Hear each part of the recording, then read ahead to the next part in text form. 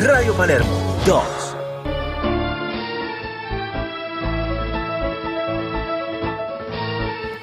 Muy buenas tardes, les habla Nicolás Casanseu. Estamos hoy con un invitado que conozco desde hace ya 35 años porque lo conocí en Malvinas. Lautaro Jiménez Corbalán era un joven subteniente, esa promoción que fue sacada del colegio militar y lanzada al campo de batalla y que mostró las uñas, la garra, la dignidad, el honor, a pesar de la corta edad que muchas veces se ha usado para señalar que un hombre no es lo apto para combatir por esa cuestión del calendario. Una gran mentira, porque si observamos lo que pasó en la Guerra de Malvinas, se jugaron los más jóvenes. Los generales no se jugó ninguno, coroneles no conozco ninguno, y así. Así que es un honor, Lautaro, estar con vos. ¿Qué tal, Nicolás? Buenas tardes y bueno, un saludo a todos los que nos están escuchando. Muchas gracias por tu invitación. Sabes muy bien que te respeto mucho y que obviamente, habiendo sido un comunicador de todo este tiempo, y bueno, que llegue el mensaje a nuestros compatriotas y a aquellos que nos quieren escuchar es realmente muy satisfactorio, así que estoy muy contento de estar esta tarde con vos. ¿Cuál fue la sensación de ser llevado a la guerra sin siquiera haber terminado los estudios como correspondía? Creo que la sensación es de una gran sorpresa. En principio todo te resulta como un vendaval de sensaciones. Y después también, cuando empieza un poco la calma, más allá de los primeros momentos, que son las noticias, las informaciones que te van indicando qué va a ir ocurriendo, de que vas a ir para allá, de que tenés que organizarte, de que tenés que trasladarte hasta llegar a Malvinas, también empiezan las dudas, ¿no? Obviamente es muy natural en el ser humano plantearse dudas cuando uno siente que va a hacer algo para lo cual se ha venido preparando, pero piensa que no está todavía del todo maduro. Entonces, sin embargo, había algo que estaba muy concreto y que no íbamos a dejar de vivir ninguno de los jóvenes oficiales, que era la gran oportunidad de dar muestras de lo que cada uno era en el fondo, y fundamentalmente nos unía un hilo, había un hilo que ya era como un compromiso, ¿no? O sea, ya había habido una primera sangre el 2 de abril, y entonces, había un nexo que nos obligaba a no desentendernos de la temática. Por supuesto que además hay que entender la efervescencia que existía en el país, porque a veces hoy, no sé si las nuevas generaciones les cuesta un poco, tienen que recurrir a algunas filmaciones de la época, algunos diarios, algunos recortes periodísticos y demás, pero no sé si logran comprender de que hubo toda una sociedad detrás de este hecho que nos vio como nunca. Yo al menos nunca vi una Argentina tan unida, tan aglutinada en pos de un objetivo nacional, y eso me generó a la vuelta de Malvinas una profunda depresión, porque yo cuando volvía de Malvinas creí que iba a encontrarme con un país que había aprendido eso casualmente, es decir, que las cosas pueden salir incluso mal o bien, pero en la medida que todos vamos hacia un lado y cuando hay un sentido de rumbo, de objetivo, es posible todo. Y lo único que lamentablemente vi cuando volví es un profundo desencuentro y una necesidad imperiosa de buscarle culpa al otro, ¿no? Sí, bueno, lo que vos decís, la gente plebiscitó la recuperación de Malvinas, estuvimos unidos como nunca, hasta el punto en que los montoneros en el extranjero se presentaban de voluntarios. Claro. Hubo un comando conjunto de marinos y montoneros para tratar de dinamitar buques ingleses en Gibraltar. Días atrás estaban matando entre ellos y de repente los unía la causa nacional. Claro, yo creo que aquellos que nos gusta la historia, y creo que es tu caso también, conoces muchas cosas, sabes perfectamente que, diferencias y divisiones internas en distintos grupos, sociedades, países o naciones siempre existen, y que muchas veces un problema externo o un enemigo externo o un adversario externo, como lo querramos llamar, de alguna manera nos pone en situación de luchar por una propia supervivencia. Entonces nos unimos todos, aún con las diferencias propias, porque también es natural que existan diferencias. Lo que de todas maneras yo sí lo viví a flor de piel, y eso después vos también podrás comentar, pero yo no lo... Está bien, yo era un muchacho muy joven, ¿no? Tenía 19 años cuando esto pasó, y aunque estaba ya medianamente formado en mi carrera y ya tenía, bueno, una mínima trayectoria, pero la tenía, sentí que esto era único. O sea, no creo haber vivido otra cosa como la de Malvinas, no solamente en la guerra. Tenías visión histórica. Y sí, yo no.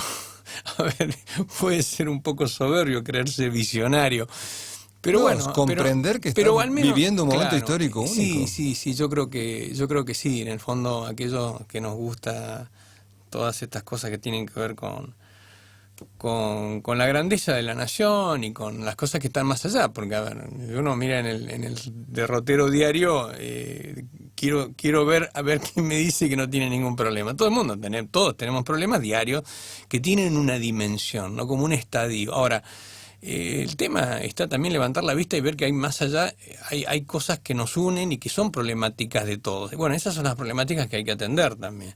De lo contrario, somos una manga de individuales viviendo en una geografía y que cada uno haga su vida y bueno, y después no nos preocupemos porque las cosas por ahí no vayan a salir, o cuando en algún momento las ambiciones del ser humano, que todavía no han desaparecido, vengan por espacios que en algún momento van a requerir, y después no nos sorprendamos, ¿no? Que no podamos salir a defendernos, ¿no? Que es lo que creo que es una de las condiciones y es uno de los aspectos claves de la condición humana también, ¿no? Claro, porque la naturaleza no tolera el vacío y la naturaleza de la geopolítica menos, así que los espacios que no ocupamos nosotros los vendrán a ocupar otros. Sí, tal cual. Por eso Malvinas, volviendo un poco a lo que vos preguntabas, las sensaciones y todo eso, yo creo que fue una gran sorpresa, pero fue una linda sorpresa. A veces decimos también esto de las sorpresas, que nos sorprendimos, que amanecimos el 2 de abril con esta noticia.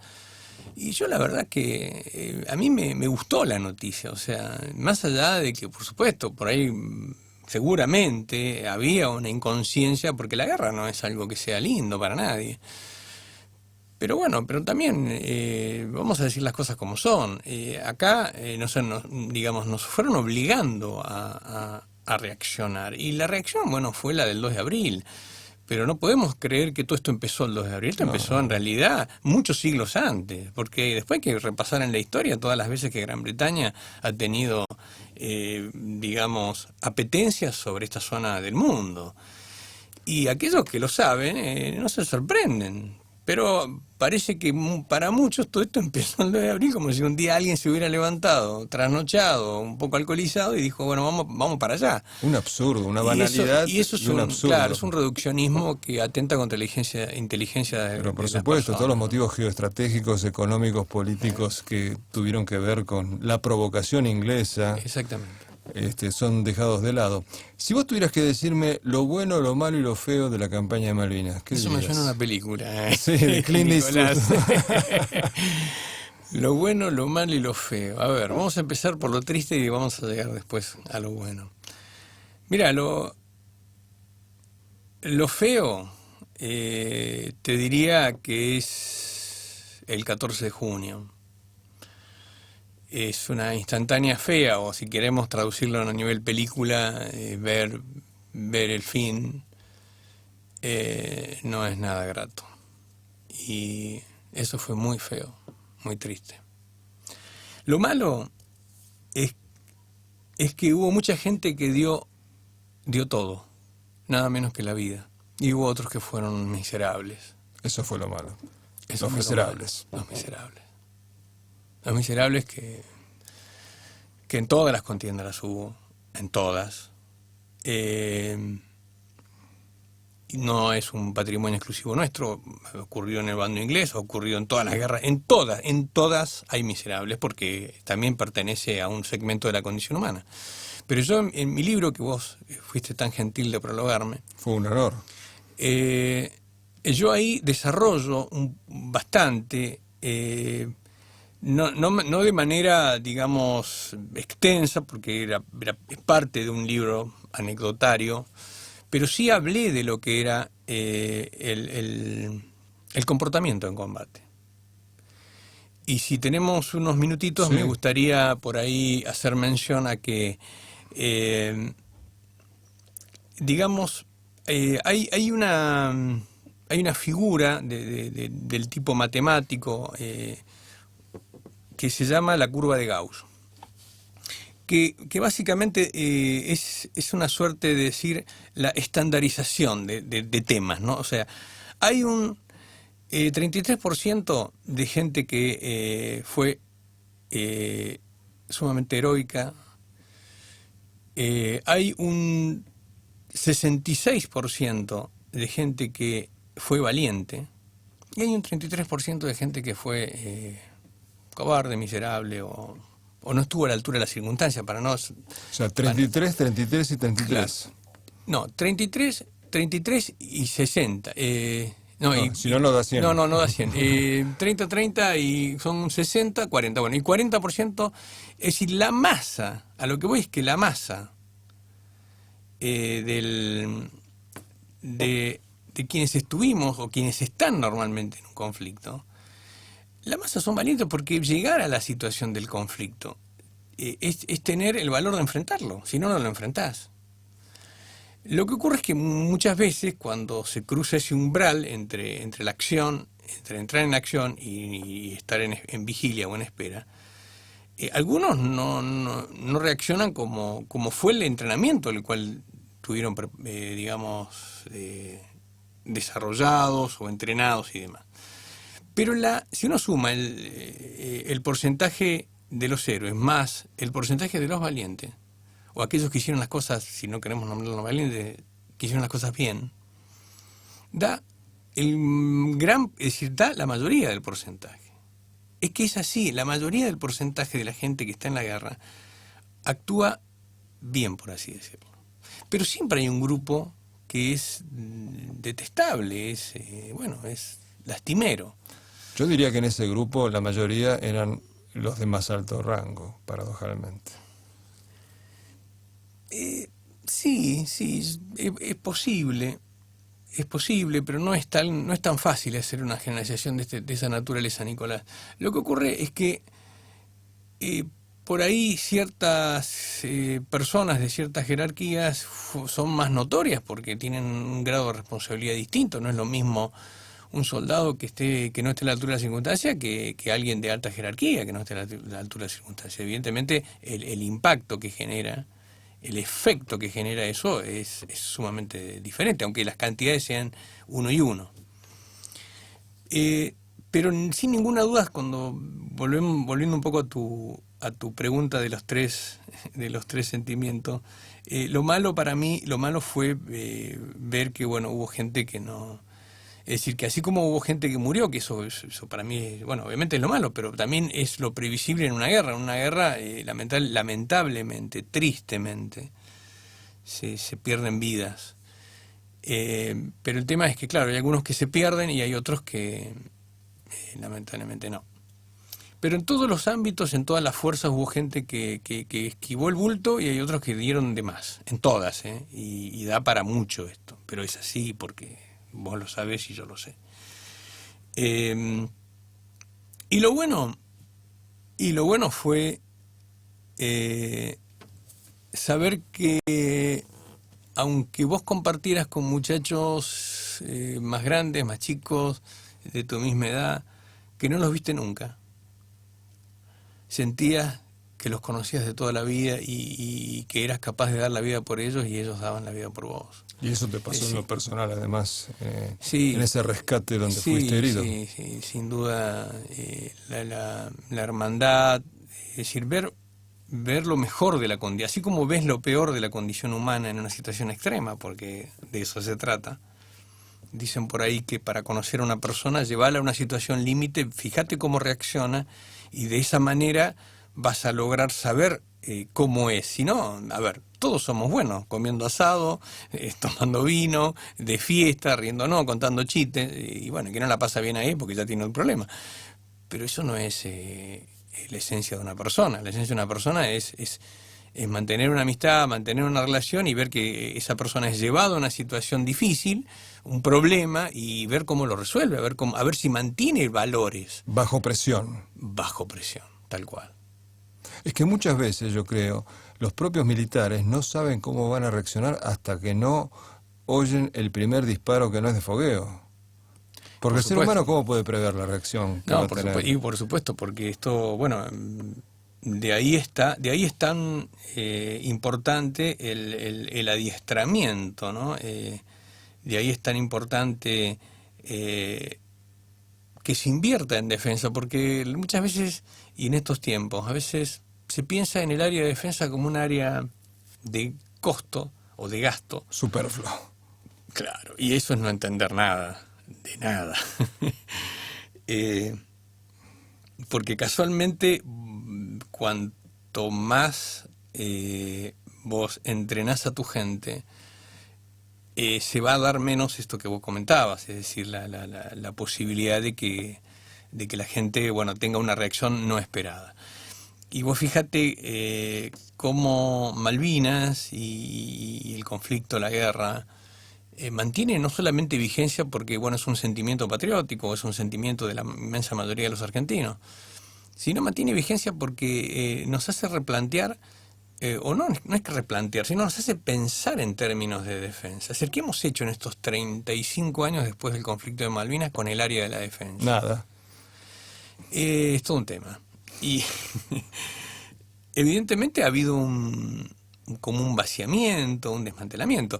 Para llevarlo a un plano muy, muy tangible, ¿no? Que los pilotos que hicieron las proezas en Malvinas, eran pilotos que en sus grados de capitán para abajo, es decir, con unos 15, 16 o 20 años de servicio, tenían aproximadamente 2.000 horas de vuelo.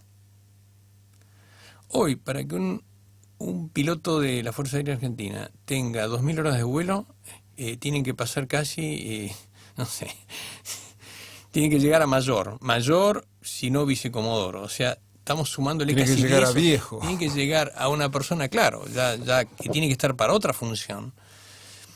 Y bueno, y así como el infante, la infantería, de ahí viene el nombre, porque mucha gente dice, pero usted, ¿por qué van chicos a la guerra? ¿O por qué eran tan jóvenes? Y bueno, es muy simple, porque soportar las cosas de una guerra no soporta una persona grande. Claro. Entonces, por eso de ahí viene el nombre de infantería, porque eran infantes, es decir, gente joven, muy joven a veces. Mucho más joven que los 18, 19 años de nuestra guerra. Por supuesto. Veamos la historia nuestra, había chicos de 14, 15 años en las campañas libertadoras. Entonces, por supuesto que no es lo ideal. Y hoy estamos frente a una sociedad distinta, a un mundo distinto, hay otras reglas, hay otras demandas y uno entiende que, bueno, deberían ser un poco más grandes, perfecto. Pero entendamos que tiene que ser jóvenes para soportar la guerra. De lo contrario, no. Y volviendo al ejemplo, es decir, lo que nosotros hicimos en Malvinas era porque existía un nivel de entrenamiento determinado. Si a eso lo vamos reduciendo, bueno, la respuesta, no nos sorprendamos, cuando se requiere la respuesta va a ser acorde a lo que se invierta, y esto es insuficiente, claro. Y alguien me dice, bueno, pero no, es muy probable que nosotros no tenemos hipótesis de conflicto. No, por supuesto, no tenemos hipótesis, nosotros tenemos un conflicto. Claro. No hay una hipótesis, no. Existe el conflicto. Tenemos territorio ocupado por extranjeros. Pero por eso, entonces no hay una hipótesis, claro que no hay una hipótesis. Hay una realidad, la realidad es esa. Si yo no la quiero disfrazar, no la quiero ver, o lo que fuera, puedo hacer cualquier cosa, pero no borrar la realidad. La realidad es lo que es. Y así como las catástrofes, nadie las pide, sin embargo vienen, bueno, lamentablemente hasta tanto no supere el hombre la condición humana de su gen de la violencia y los conflictos se diriman de otra manera, todavía va a existir la posibilidad de que haya alguien que apetezca, alguien que se le chifle el moño, como le querramos llamar, y que genera una situación de conflicto armado. Y Para lo y cual, no vamos a poder defendernos. para lo cual debemos estar preparados. De lo contrario, vamos a asistir a otra gran frustración. Entonces, de esta manera y con esta, digamos, charla de amigos, porque realmente me siento siempre muy cómodo con vos, me permito reflexionar que Malvinas es tantas cosas al mismo tiempo, que es fantástico. Por eso es un tema que de alguna manera nos sigue aglutinando, nos tiene que seguir sirviendo a los argentinos para reflexionar, para motivarnos, para recordar, para tener memoria, para un montón de cosas que no necesariamente son tristes, sino que tienen que ser motivadoras, tienen que ser, digamos... Inspiradoras. Inspiradoras, esa es la palabra, inspiradoras para entender que fue algo importante y va a seguir siéndolo, porque además Malvinas no es Malvinas solo. Acá hay un tema que va más allá, que es el tema de la Antártida. Y la Antártida, los ingleses están en Malvinas no por Malvinas, no por solamente por los recursos, los Kelper o los ciudadanos que hoy por hoy viven ahí, sino que fundamentalmente porque utilizan Malvinas como plataforma de la proyección que ellos tienen sobre la Antártida, Bueno, que es un conflicto que no está resuelto. Y vos fuiste subdirector del Sí, yo Instituto Antártico, o sea que sabes muy bien de qué estás hablando. Exactamente, conozco perfectamente y sé, no solamente porque lo haya vivido, sino porque esto es algo que es información común. Uno la puede leer en cualquier portal, la puede leer en cualquier libro. La Antártida es un continente del cual nosotros tenemos pretensiones, porque también se habla, fíjate vos cómo a veces no nos damos cuenta de la importancia que tiene la información, ¿no? Yo el otro día fui a dar una charla en un colegio y bueno, cuando yo siempre empiezo mi charla de Malvinas con el mapa bicontinental, ¿no? Para un poco situarnos, entender de por qué estamos hablando de lo que hablamos, dónde está Malvinas, qué tiene que ver en su relación espacial con el resto del continente, digamos, del territorio. Entonces, hoy por hoy tenemos aprobado por ley incluso un mapa bicontinental que a mí me encanta. Pero yo creo que ese mapa adolece de algo, porque nosotros somos bicontinentales. Nosotros tenemos digamos, la Argentina plena, la Argentina completa, nuestro concepto de Argentina completa es la parte territorial, obviamente incluida la parte territorial americana, incluido Malvinas, y también la Antártida. Pero tenemos que decir las cosas como son. La Antártida, hoy por hoy, nosotros no ejercemos soberanía en la Antártida.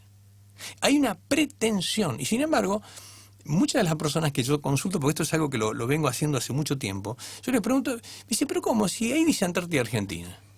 Es decir, creemos que por leer algo ya está dado. No, querido, no está dado. Debería decir Antártida Argentina, pretensión nacional. De hecho, o sujeto a una controversia, es decir, algo que nos esté informando que por eso hay que luchar que todavía. por eso hay que seguir luchando. Y Malvinas es una puerta. Me contaba una vez otro veterano que ha ido hace poco a Puerto Argentino, ahí en Malvinas, y dice que hay un museo donde aparece un mapa de Antártida, obviamente la Antártida británica, que ocupa la nuestra y la que pretende Chile. Que han bautizado como tierra de la reina Isabel los ingleses. Claro, hay un sector hay un sector al sur del Mar de Weddell que le llaman así. Que dicen next step, o sea, próximo paso. Próximo zarpazo, más que paso, zarpazo. Entonces, bueno, está dicho a las claras, o sea, esto, bueno, es un poco así. Quien quiera oír que oiga, ¿no es cierto? Claro, quien quiere oír que oiga. Lautaro, ¿por qué escribiste un libro que se llama En Primera Línea sobre tu experiencia en Malvinas? Yo, desde que volví de Malvinas, bueno, vos sabés muy bien, yo estando allá escribía en una libreta todas las crónicas principales de lo que vivía diariamente, y los destinatarios principales de esta libreta, o de ese diario de guerra, que es lo que se terminó transformando en un diario de guerra, de mi sección, eran mis padres, era mi familia, que yo me empecé a dudar si las volvería a ver. O sea, nunca pensé que iba a morir, pero tampoco tenía la certeza de que iba a poder zafar. O sea, nadie la tiene esas son cosas muy difíciles de saber. Entonces, por las dudas, bueno, yo tenía esto escrito en una libreta, en la tapa decía un mensaje que devolvieran esto a la libreta a mi familia, escrito en castellano y en inglés, obviamente para para atender las dos posibilidades de que me encontraran o nuestro bando o el bando británico. Y cuando terminó el conflicto, yo sabía que algún día, no sé cuándo, iba a escribir. Es más, apenas terminó el conflicto, ya al tiempo nomás, cuando salían las primeras publicaciones, empecé a coleccionar de todo, todas revistas, diarios, empecé a comprar los primeros libros, La cara de la moneda, que creo que eran los primeros, después un libro de Virginia Gamba que me abrió la cabeza con respecto a todo lo que era la problemática del manejo de las relaciones internacionales. Todo lo que aparecía de Malvinas, un libro de un periodista que se llamaba Sangre y Fuego, todo lo que salía lo compraba. Y bueno, y yo iba juntando el material y después también otra de las cosas que hacía en las reuniones, cada vez que hacía una reunión de los veteranos del 4, obviamente charlaba con alguien, entonces me iba contando. Entonces fui juntando historias, anécdotas, y sabía que iba a escribir, pero no sabía cuándo. Cuando allá por, diría, mediados de los 90, a unos 10 años del conflicto, a los 15 años, empezaron a salir voces ya un poco más fuertes, porque antes se venía hablando cosas que no me satisfacían, reducciones que no convencían a nadie, visiones del conflicto siempre sesgadas, totalmente sesgadas y siempre morbosamente negativas. Y entonces empezaba a tener una sensación de querer contar las cosas que nosotros habíamos vivido. A ver, porque yo no niego que no haya habido cosas malas, ¿no? Porque se puede enumerar un montón. Pero digo, esto no es lo que nosotros vivimos. O al menos no es lo que vivió la masa de la gente de mi unidad. Entonces empecé a ver que era necesario salir a contar una historia para tratar no de tapar la otra historia, pero por lo menos contrarrestar un poco y que la gente tuviera otra visión, porque la única voz que se escuchaba era de lo nefasto y lo negativo que había sido todo. Y eso no nos hacía bien a nosotros, los que de alguna manera, en cualquiera de las fuerzas, habíamos hecho medianamente bien las cosas. Pero además era mentira, porque una verdad a medias es una mentira. Siempre. Te propongo que hagamos una pausa. Dale. Y seguimos en unos segundos. Ahora vamos a ir a la pausa y luego continuamos con Lautaro Jiménez Corbalán, subteniente en aquella época del Regimiento 4. Muchas gracias. RPLM Radio Palermo 2. La Puerta del Tiempo. Le pone sonido a tus emociones. Y se iluminan tus recuerdos.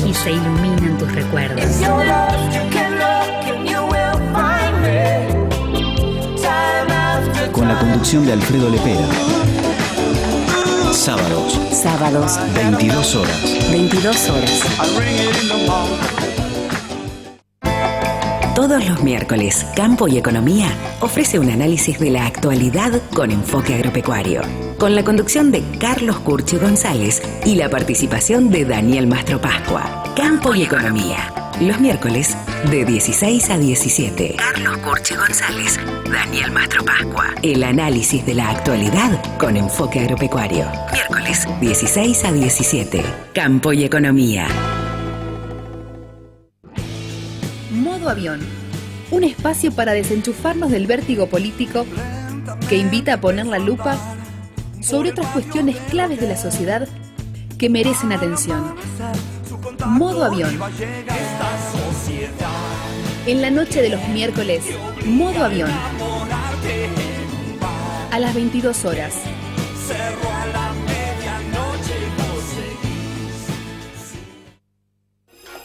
Nos vemos en nuestro canal de YouTube, Radio Palermo Multimedia.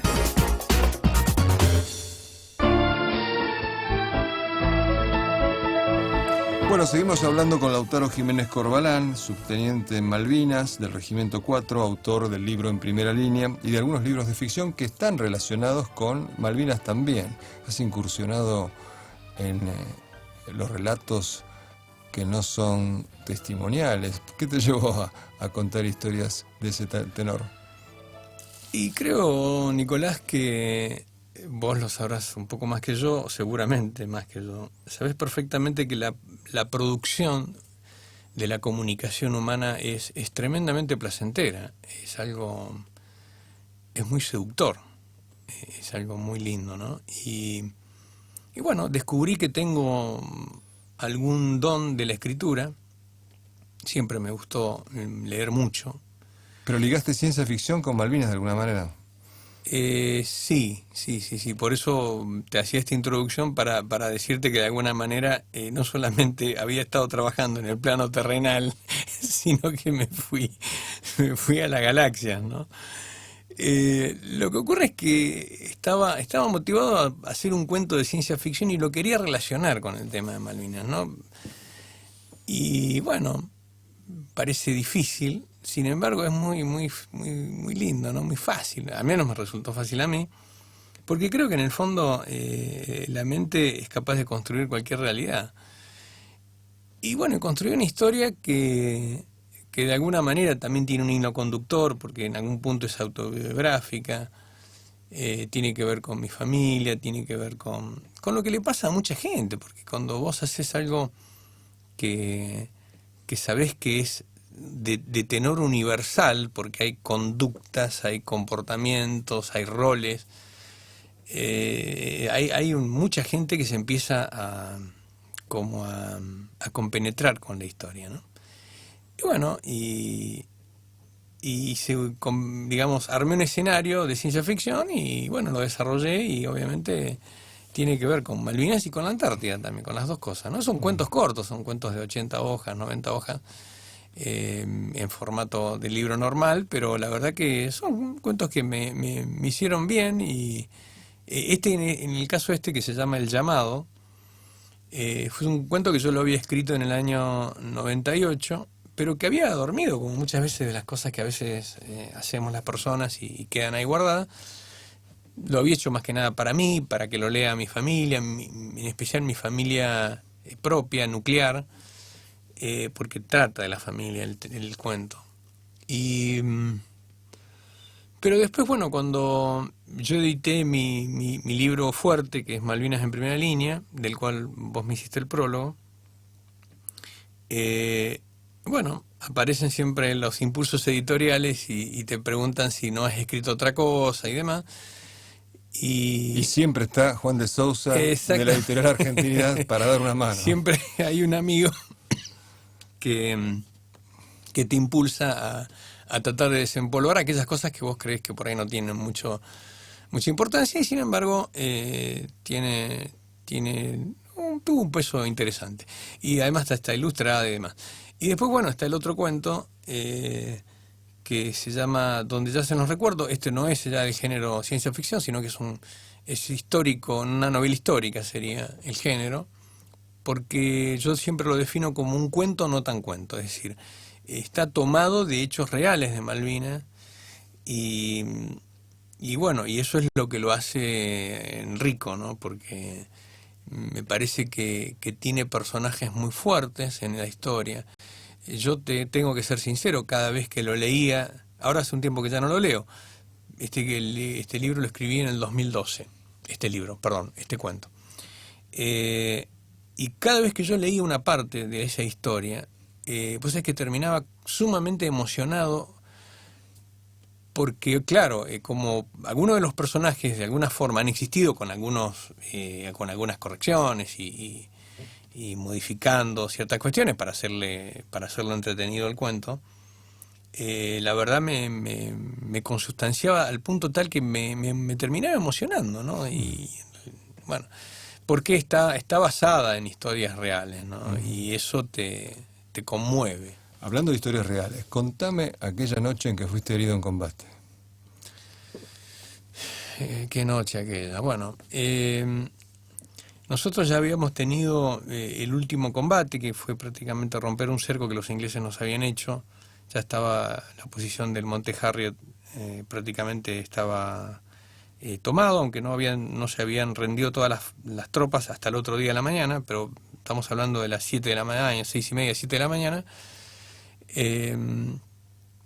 Y yo, bueno, tengo un último enfrentamiento y me quedo en una suerte de retaguardia de combate, significa las últimas personas que quedan cubriendo al resto, con el soldado Flores y el soldado Salvatierra. Salvatierra no era de mi sección, sino que había sido agregado los últimos días. Y finalmente le digo a Flores que se vaya, que se repliegue para atrás, porque ya era una situación insostenible, y bueno, me quedo yo con Salvatierra. Finalmente le digo a Salvatierra que se vaya, y el último en irse del lugar soy yo. Los reagrupo a unos 100, 200 metros del lugar, donde ya estábamos fuera de lo que sería la peligrosidad del fuego enemigo, y les doy unas indicaciones de que debíamos marchar hacia una segunda posición, una segunda línea de combate que lo conformaban los montes Tumbleon y William. Nuestra primera línea, para los oyentes que por ahí están siguiendo el relato, en este caso eran el monte Harriet, 2 hermanas, y cerrando el arco el monte London. Eso era la primera línea de combate, los primeros días de junio. Caído esa línea de alturas, quedaba una segunda línea que era Monte Williams y Tumbleon. Yo quería ir al Monte William, que era lo que tenía inmediatamente detrás del Harriet.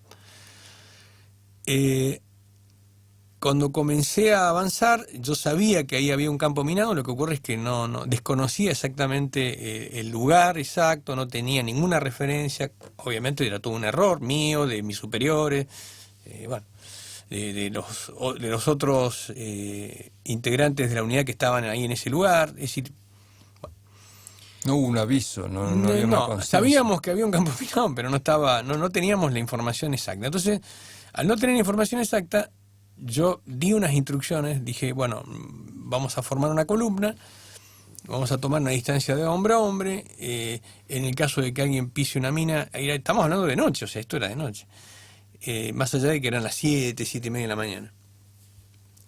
Si alguien pisa una mina, vamos a volver sobre los pasos, hay que hacer un rodeo del lugar, pero no nos queda otra que avanzar. Y bueno, sin mucho convencimiento, pero sumamente en claro de que lo tenía que hacer, me puse al frente porque sabía que yo no iba a permitir que estuviera afectado nadie más por esta situación. Sentía que mi responsabilidad era esa. No lo hice porque yo era un héroe, lo hice porque se me sentía responsable y no quería cargar el resto de mi vida con un hecho de esta naturaleza, ¿no? Entonces, encabezo la marcha y al rato, finalmente yo piso una mina que durante mucho tiempo creí que había pisado una mina antipersonal, que lo que normalmente te hace es te secciona el miembro, no te mata, está preparada no para matar sino para herir, porque el efecto de un herido amputado es mucho más desastroso para el grupo humano que está alrededor. Porque hay que ocuparse del herido. Porque hay que ocuparse, porque es una persona que está gritando, que está herida, todo se conmociona. Bueno, lo que se busca es afectar gente en pos de ese herido. Un muerto está muerto. Yo obviamente quedé inconsciente, para mí fue todo como un gran choque. ¿Qué heridas tuviste? Y yo tenía toda la parte izquierda del cuerpo, estaba totalmente, era un solo muñón, una sola, como si fuera una llaga. Sí, como una llaga, así, porque me agarró la onda expansiva a mí. No llegaste a pisar entonces. No, yo que siempre, mucho tiempo creí que había pisado una trampa explosiva. Una mina antipersonal. Pero después de casi 10, 15 años, que me tocó ir a Puerto Belgrano, a Baterías, donde está el Museo de la Infantería Marina, porque ese campo minado paradójicamente era de la Infantería Marina, yo descubro que en ese campo minado no había solamente minas antipersonales, sino que había trampas explosivas. Lo que yo activé fue una trampa explosiva de 1 kilogramo de trotil, lo cual es una explosión muy grande, y eso te hace como un choque. La onda expansiva es como que me chocó, yo volé por los aires, y bueno, y lo peor es que caí, según ellos me cuentan, más adentro del campo minado. Se produjo toda una situación de confusión, todo el mundo quedó quieto, incluso Orsic, que era un suboficial mío, un cabo que venía atrás mío, quedó también como atontado, pero él no perdió el conocimiento. Y empezaron, su teniente murió, que no murió, claro, porque yo caí inconsciente y ya no gritaba, o sea, no es que grité, No, caí duro. Pensaron que habías muerto. Pensaron que había muerto. Y bueno, empezó un diálogo difícil entre ellos, que murió, que no murió, que qué hacemos, que no hacemos, que nos vamos, que nos quedamos, que nos dijo que no fuéramos, hasta que Flores y Salvatierra, los dos, dicen no, lo vamos a buscar. Entran al campo minado a riesgo de sus propias vidas, lo cual ahí muestra el valor del soldado argentino y lo que significó su camarada, que era en este caso un subteniente, era el jefe. Si yo hubiera sido, yo siempre digo lo mismo, si yo hubiera sido un hijo de puta, perdonando la expresión, y no sé si suena, nadie te hubiera ido a buscar. No sé si hubiera sonado el pitito. Nadie te hubiera ido a buscar. Nadie me hubiera buscado. Entonces, no porque haya sido yo, sino es por una cuestión y lo que yo hice, no lo hice yo solo, lo hicieron muchos oficiales, de que estaban con su gente, de que se preocuparon por su gente, de que vivían en las mismas condiciones de su gente. O sea, yo estaba ahí con eso, entonces yo no tenía un privilegio.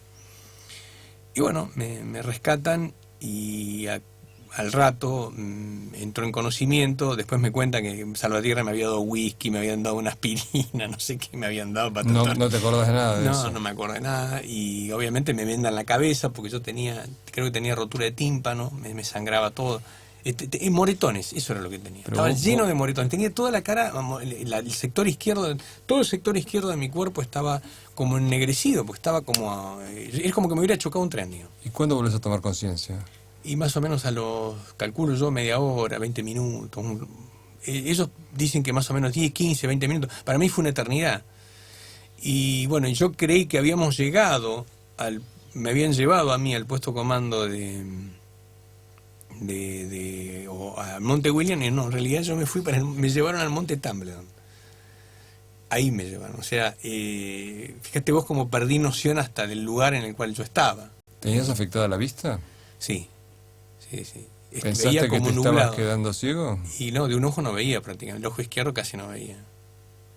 Pero porque me explicaban los médicos que es como que se me hubiera hecho un hematoma, que estaba todo como abollado, entonces no podía ni abrir los párpados. Y bueno, pero ¿qué pasa?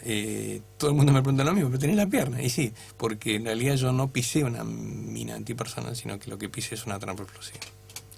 Pero la trampa explosiva también podía haberte dejado sin una Y pierna. me podría... Sí, yo evidentemente yo debe haber estado en un sector un poco más alejado, porque ¿cómo la colocaban? Con un alambre, yo en realidad activé el alambre, por eso yo sentí un ruido. Es muy raro sentirle el ruido de la mina antipersonal, es muy raro, porque tiene un explosor muy, muy pequeño. Pero yo sentí un clic, y el clic es el explosor que hizo la ignición de la carga, que era trotil, más o menos 1 kilogramo, me explicaban, que era lo que tenían las trampas explosivas en ese lugar. ¿Qué son Salvatierra y Flores para vos? Son dos ángeles, son dos tipos que... Es un conjunto de valores, ¿no? Muchas veces digo, estos muchachos que son tan sencillos, ¿no? Tipos que parecen comunes. Sin embargo, tienen tantas cosas adentro, tantas cosas lindas, ¿no? Y hay muchos argentinos así, y eso es lo que a mí me da esperanza todavía. Porque a veces, obviamente, me agarra un poco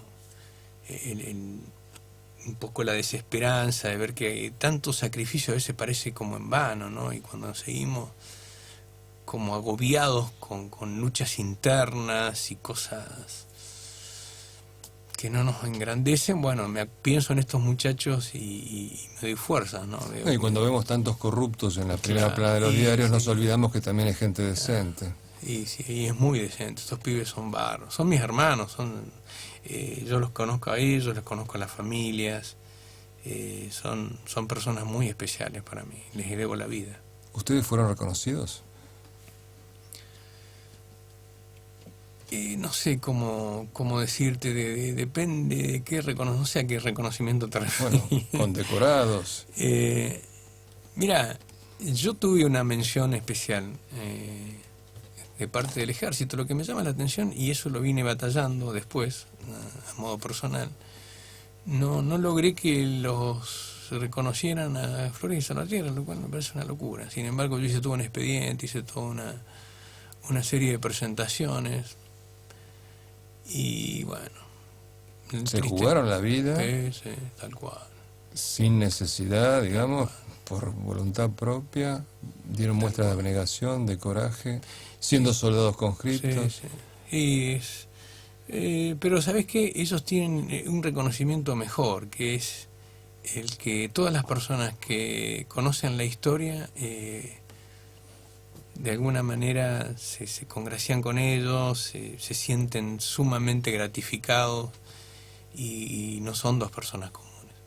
Yo pude, tanto en Montecaseros como en el pueblo de Salvatierra, que es Concepción del Bermejo, muy adentro del Chaco, contar la historia en público, y eso para él era muy fuerte. Él, muchos años, porque yo con Salvatierra me costó bastante después retomar contacto. Él se vivió mucho tiempo en el campo, vivió fuera, se iba. Entonces yo le escribí una carta y no recibió nunca. Estoy hablando dos años después de la guerra. Entonces pensé que, bueno, que no sé dónde andaba. Es como que perdimos el contacto casi como por 20 años. Y él, cuando yo tomo contacto de vuelta con él, a partir del programa de Animales Sueltos con Alejandro Fantino. Fuiste uno de los primeros invitados por Fantino. Sí, yo ahí conté la historia y salieron a buscarlo a Salvatierra. ¿La producción? No, la gente que vio el programa. Gente del Chaco que lo vio, que conocía bien, entonces fueron a buscarlo y a los 4 días, a través de una persona que era del ANSES, me terminaron consiguiendo el teléfono y hablé por teléfono con él. Lloramos como media hora los dos juntos. Termino yendo a visitarlo. Al Chaco.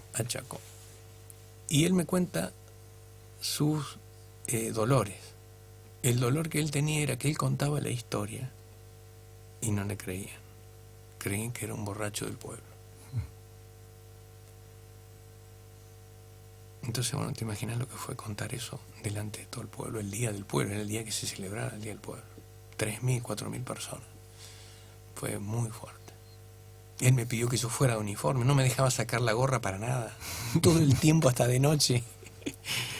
Nunca habían visto un coronel en el pueblo, no, una cosa de otro mundo, no era algo común. Y ahí yo esa es la medalla de Salvatierra. Él pudo ser quien es en su pueblo. Una historia muy, muy linda. Y también los has llevado a tus soldados a dar charlas. Sí, ¿no? sí. Después de ahí, obviamente, cada vez que lo podía, obviamente, no siempre se puede juntar a todos. Muchas veces di charlas y presenté el libro y bueno, los llevaba a los dos. Y lo tenía uno de un lado y a otro del otro. Era lo máximo. Si vos me hubieras dicho que yo esto, si lo hubiera pensado 10, 15 años atrás, te diría que era, no, eso es ciencia ficción, eso sí que era ciencia ficción. Y hoy por hoy, más allá de todas las dificultades, Nicolás, también debemos reconocer que el contexto es otro, y hay una mayor apertura, todavía no está todo hecho. Pero bueno, hay gente que está interesada, el amigo que acaba de llegar, o sea, esto es así, hay mucha gente que está comprometida con la causa Malvinas. Sí, el amigo que vos mencionás se llama Juan Cruz Castiñeiras, ha sacado un libro que se llama Malvinas por sus protagonistas, que es una serie de entrevistas. Él me entrevistó y yo no sabía quiénes iban a ser los demás entrevistados. La otra vez se lo dije por teléfono, me sorprendió no gratamente que estuviera también entrevistado Balsa, por motivos obvios, ¿no? Creo que Balsa no ha hecho honor al honor militar, a pesar de que, como dice Juan Cruz, según testimonios de los hombres que obedecieron a Balsa en Malvinas, se desempeñó bien. También hubo otros que se desempeñaron bien, pero sin embargo la compañía de ellos no es agradable por todo lo que pasó después. Pero en fin, es un esfuerzo más que hace Juan Cruz en pro de la malvinización y obviamente su interés es legítimo. Juan Cruz, ¿cómo se te ocurrió hacer este libro? Muchas gracias por invitarme a este programa. Te quiero agradecer y felicitar por tu libro que me sirvió de mucho para abrazar la causa Malvina, A Sangre y Fuego, donde narra la gloriosa y heroica gesta y sobre todo la figura de alguien que admiro y quiero mucho, el coronel Zaineldin. Este libro va dedicado a la memoria de los 649 caídos y a la memoria del gran líder Zaineldin. Con respecto a Balsa, yo comparto plenamente lo que tú dices. Yo no admiro a Balsa, por eso yo me sitúo en la línea de Zaineldin, de los Carapintadas, y también admiro a Rico. Pero en este caso, él fue un teniente coronel, el mismo grado que Zaineldin en Malvinas, y tuvo una buena actuación. Incluso lo reconoce Emilio Nani, que tiene su diferencia con Balsa, pero como artillero fue importante. La idea de este libro, mi cuarto libro, es recopilar los testimonios de ustedes, porque veo que la generación que nacimos luego de Malvinas, como mi caso, sabemos poco y nada de Malvinas por el proceso de desmalvinización, que por suerte gente como tú, como Seineldin en su momento, Richard Dale, Carballo, que también está entrevistado para el libro, tratan de combatirlo, difundiendo. La gente de la edad de ustedes vivió la guerra como ciudadanos, como veteranos, lo que sea, pero la gente como nosotros estamos huérfanos de Malvinas. Lamentablemente en las escuelas, en el secundario, por ejemplo, se ve historia argentina en cuarto o quinto año. En la primaria se habla poco de Malvinas y es muy importante la gente que quiere malvinizar, como en este caso también el coronel Jiménez Corbalán, que publicó su libro. Lamentablemente hay muchos combatientes que tuvieron un trauma muy severo en Malvinas. Caso David Moya, que lo entrevisté para el libro, sobreviviente de Belgrano, que cayó en el alcoholismo y en estrés postraumático. Pero es importante que ustedes difundan sus vivencias. Y en este caso no todos tienen la posibilidad de estar frente a una radio o escribir un libro. Por eso traté de darle voces a gente que a veces no sabemos su protagonismo y sobre todo el tema humano. ¿Qué siente una persona al vivir una guerra? El límite entre la vida y la muerte, cómo se desarrolla el sentimiento de solidaridad, camaradería en la guerra, la relación con Dios, las vivencias personales, independientemente si Argentina tuvo razón o si la guerra estuvo bien hecha, la vivencia personal de gente que vive una guerra, cómo se vive este momento tan crucial. Bueno, entonces el libro se llama Malvinas por sus protagonistas, de Juan Cruz Castiñeiras. Tiene una introducción, un prólogo. El capítulo primero habla de testimonios, el segundo de sanjuaninos en Malvinas, el tercero Formosa tiene veteranos de guerra de Malvinas y el cuarto catamarqueños en Malvinas, además de una galería fotográfica tomada desde internet. Muchas gracias, Juan Cruz, y antes de que termine el programa quería hacerle una última pregunta a Lautaro. Hay mucha gente que también se destacó en el Regimiento 4 y no es suficientemente conocida. Me gustaría que contaras lo que hizo Carpincho. Bueno, el subteniente Mario Héctor Juárez ya era un subteniente del tercer año, y él era el jefe de la sección de morteros pesados. Carpincho, como le decimos nosotros, ya era un muchacho más grande, salía de la media de edad nuestra, porque él había sido soldado y después estuvo creo que unos años en la universidad y después recién ahí hizo la carrera militar. Con lo cual fue sumando algunos años y por supuesto tenía una visión de un muchacho más grande, ¿no? Estaba un poco más aplomado, como quien diría la palabra. Yo lo conocía particularmente a Carpincho porque él había sido cadete de cuarto año cuando yo estaba en segundo año. Y es decir que era alguien a quien me resultaba familiar. Yo había compartido el colegio militar con él. Él, además de estar a cargo de una sección que era una de las secciones de apoyo más importantes que tiene una unidad de infantería, que son los morteros pesados, que son 4 morteros de importante calibre, 120 milímetros,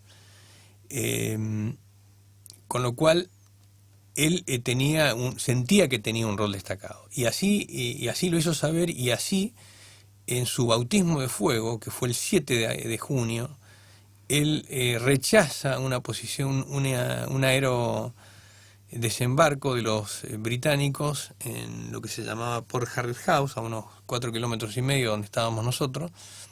Los ingleses desembarcan en helicópteros y él le tira con los morteros y le pega a los infantes que empiezan a desembarcar, e incluso provoca varios heridos, algo que yo después lo pude corroborar muchos años después con la lectura de unos libros ingleses. Y bueno, eso obviamente levantó muchísimo la moral, no solamente de la sección de él, sino del regimiento completo.